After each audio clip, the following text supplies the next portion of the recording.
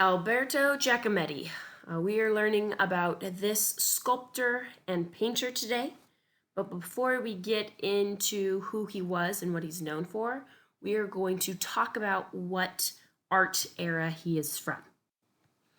Surrealism. Okay? Surrealism fell in between Impressionism, which was Van Gogh's era, and kind of the pop art era with Andy Warhol. So there were some smaller art movements in between there, but these are kind of the main ones. So Surrealism fell between those two.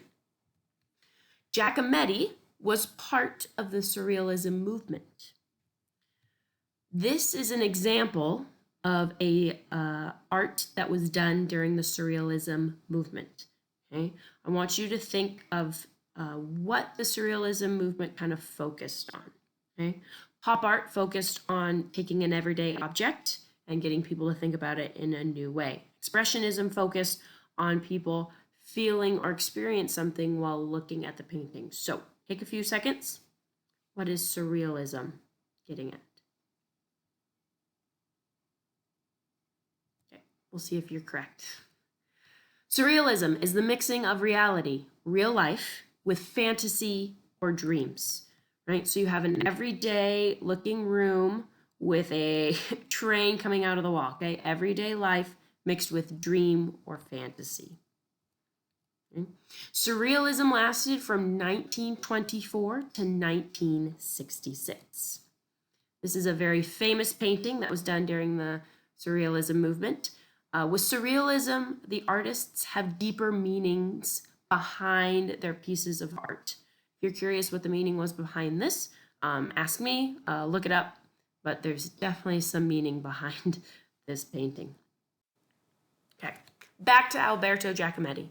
Alberto was born in 1901 in Switzerland. Switzerland is a small country in Europe. His dad was a painter, and his brothers were artists as well.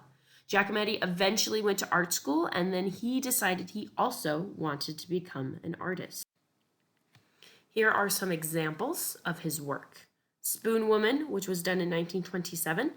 It definitely symbolizes a spoon, looks like a spoon, but you can also see there's kind of a human figure there as well. This is called City Square. Right? You have these characters walking in a square of a city.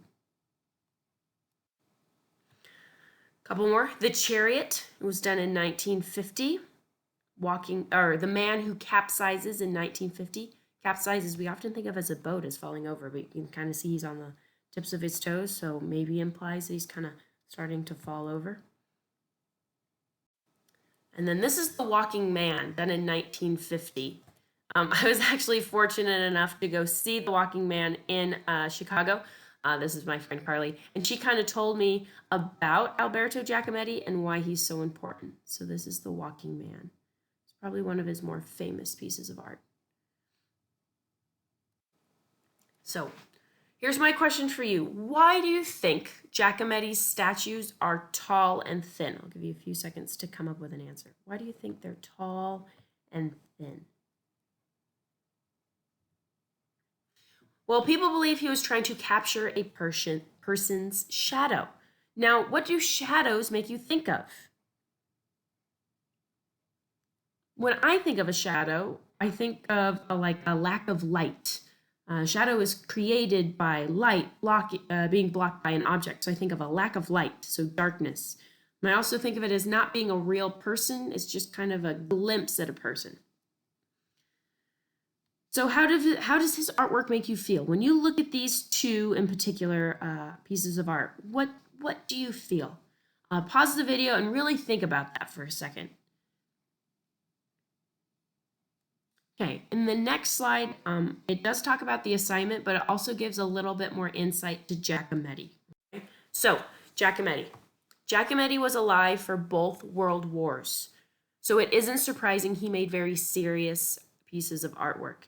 People realized Giacometti was trying to get you to feel a little bit of sadness, a little bit of questioning as to why this person looks the way it was. Living through both world wars, Giacometti saw a lot of death and a lot of sadness.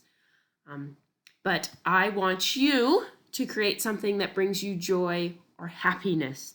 Okay, I want us to focus on that rather than the sadness. I have 2 links in the newsletter to use. When we did this, we used tinfoil pipe cleaners. If you don't have those supplies, you can kind of get creative. You can use clay or silly putty.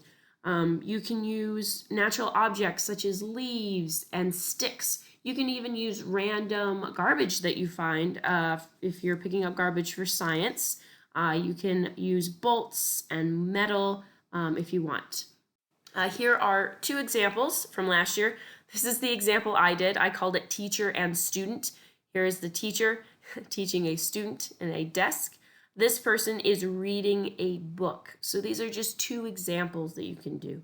Once again, I have those instructions